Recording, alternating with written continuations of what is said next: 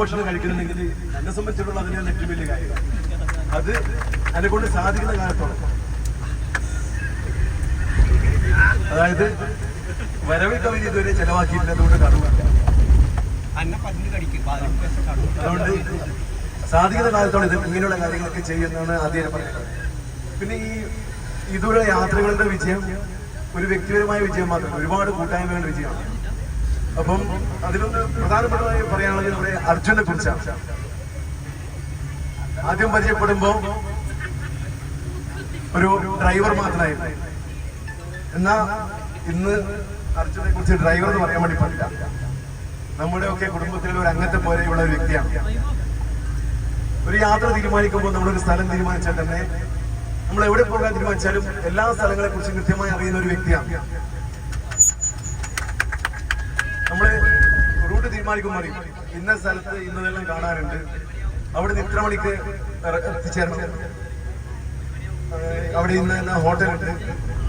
ഇന്നത്തെ യാത്ര തന്നെ നമ്മൾ ആദ്യം തീരുമാനിച്ച പോലെ നടത്തിയുള്ളത്. ആദ്യം ഗ്ലാസ് ബ്രിഡ്ജിൽ രാവിലെ പോകാനാണ് ആലോചിച്ചിട്ടുണ്ടായിരുന്നത്. അപ്പം അർജുൻ ഒരാഴ്ചയിൽ നിരന്തരമായിട്ട് ഇങ്ങനെ ബന്ധപ്പെടുന്നുണ്ട്. അപ്പൊ അങ്ങനെയാണ് അറിയാൻ കഴിഞ്ഞത്. ഇന്ന് ഇവിടെ 3 മണിക്ക് പ്രിയങ്ക ഗാന്ധി പങ്കെടുത്തുകൊണ്ട് തിരഞ്ഞെടുപ്പ് റാലിയുണ്ട്, ബഹുമാനപ്പെട്ട മുഖ്യമന്ത്രി പങ്കെടുത്തുകൊണ്ട് തിരഞ്ഞെടുപ്പ് റാലിയുണ്ട്. അപ്പം നമ്മൾ ആദ്യം ഗ്ലാസ് ബ്രിഡ്ജിൽ പോയാൽ പിന്നെ തേക്കൻ മ്യൂസിയം ഒന്നും കാണാൻ വേണ്ടി കഴിയില്ല. അതുകൊണ്ട് ഇന്നലെ രാവിലെ 10:30 വിളിച്ചു പറയുന്നത് നമ്മുടെ യാത്രയുടെ രീതി മാറ്റണം. ആദ്യം തേക്കൻ കാടൊക്കെ കണ്ടിട്ട് ഉച്ചയ്ക്ക് ശേഷം നമുക്ക് ഗ്ലാസ് ബ്രിഡ്ജിലേക്ക് പോകുന്നതായിരിക്കും. അപ്പൊ അത് തന്നെയാണ് ഏറ്റവും മികച്ചതാവുകയും ചെയ്തത്. വൈകുന്നേരമായതുകൊണ്ട് തന്നെ ആ കോടമഞ്ഞും എല്ലാം നമുക്ക് ലൈറ്റിംഗ് ഒക്കെ അനുഭവിക്കാനുള്ള ഭാഗ്യമുണ്ട്. പിന്നെ പ്രജീഷ്, അദ്ദേഹത്തെ കുറിച്ചും പ്രത്യേകം എടുത്ത് പറയേണ്ടതായിട്ടുണ്ട്. ഈ പറഞ്ഞ പോലെ തന്നെ ഒരു സ്റ്റാഫല്ല, നമ്മൾ കൂടെയുള്ള ഒരാളായിട്ട് തന്നെയാണ് കാണേണ്ടത്. അർജുനെ പരിചയപ്പെടുത്താൻ വിളിക്കേണ്ടത് നിങ്ങൾക്കെല്ലാം അറിയുന്ന വ്യക്തി തന്നെയാണ്. പക്ഷെ വണ്ടി ഓടിക്കുന്നു. ഞാൻ നേരത്തെ രാവിലെ പറഞ്ഞത് എവിടെയും ഒതുക്കി നിന്നതുകൊണ്ട് നമ്മൾ രണ്ടുപേർക്ക് സംസാരിക്കണം. നല്ല ചെറുപ്പക്കാരനാണ്, ഭരിക്കില്ല കുടിക്കില്ല വായ്നോട്ടമില്ല. പക്ഷെ കല്യാണം കഴിഞ്ഞില്ല, വിജയശമെന്ന് പറഞ്ഞ.